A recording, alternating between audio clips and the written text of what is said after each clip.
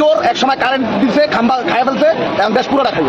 যদি পাইতাম এই অক্টেন তারেক রহমানকে খাওয়াইতাম, শালাবু দাম বাড়াস থাকে, এটা তোর বাপে আর তোর অন্য কেউ আয়া দিব না। ফাল ফালাইতে যায় কৃষক কার্ড, ফ্যামিলি কার্ড, এই কার্ড সেই কার্ড। শালা একটা ভুয়া বাটপার।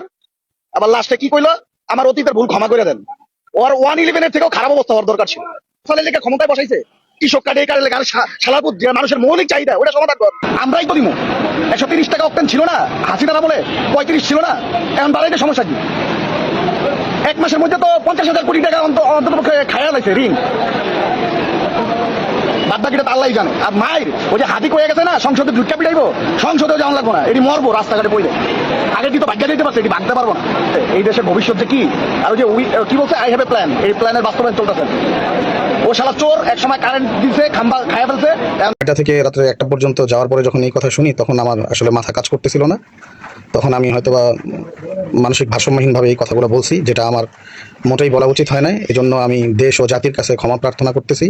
বিশেষ করে জনাব তারেক রহমান সহ বিএনপির সকলের কাছে আমি এটার জন্য হাত জোর করে ক্ষমা চাইতেছি। আমাকে আল্লাহর হস্তে মাফ করে দিবেন।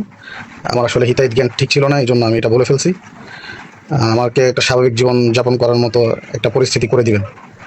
আমি আপনাদের কাছে ক্ষমা প্রার্থনা করতেছি, মাফ করে দিবেন।